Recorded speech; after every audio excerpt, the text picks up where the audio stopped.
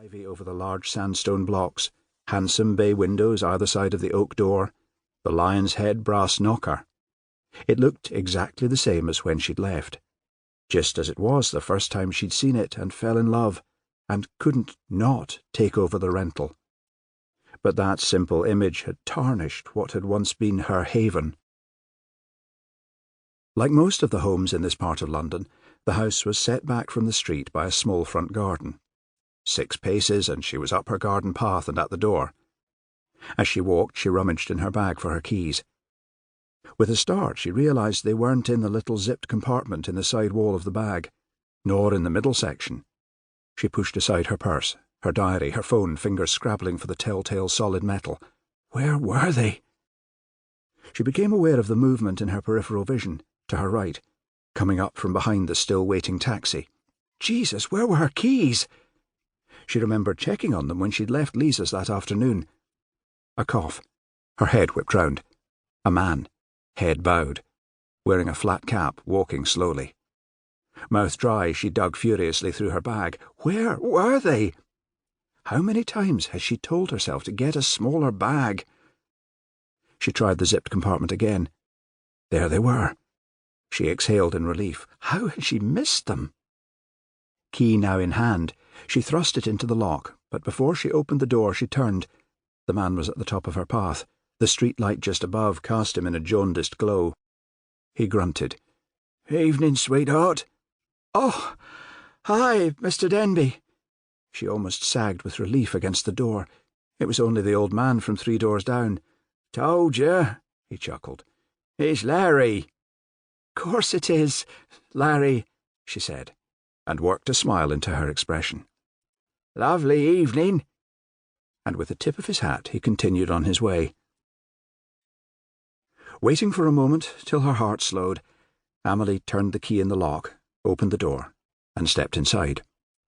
Before she shut it, she waved at the driver. He returned the gesture and drove off. Inside, back against the door, she listened as the car moved away. Then she strained to hear if there was any other noise in the house. Silence. The familiar sounds of the area registered. A dog barked from somewhere behind her. A door slammed next door. A car, then another, drove past. Someone, a child, called out to a friend as they ran past.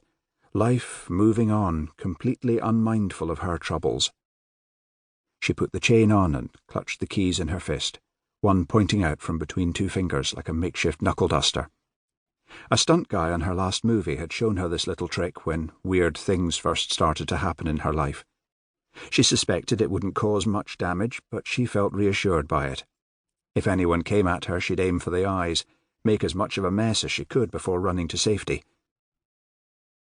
Keeping her footfall as light as she could, she made her way down the long hall, past the dining-room door and through into the kitchen. The back door was locked, just as she left it, and all of the windows were closed. Retracing her steps, she went back down the hall and edged into the living room.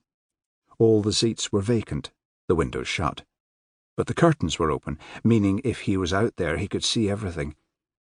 On her hands and knees she crawled over the carpet to the large bay windows, and eventually, with a lot of tugging and some heavy breathing, she managed to close them. Then she made her way onto the sofa, where she collapsed. "What are you doing?" she asked herself. "Who crawls along their living-room floor to shut their curtains?" She looked down at her hands. They were shaking. Wine would help. She could almost hear Lisa's voice, and smiled, and felt that smile loosen the muscles in her neck, in her back, all the way down to her feet. She was safe. There was no need to worry. A noise. A creak as someone moved above her head. In her bedroom. Without thought, barely breathing, she made her way towards the door as silently as she could.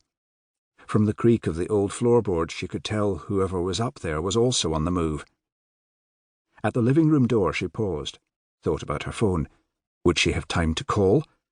No, her best plan was to get the hell out of this house, now.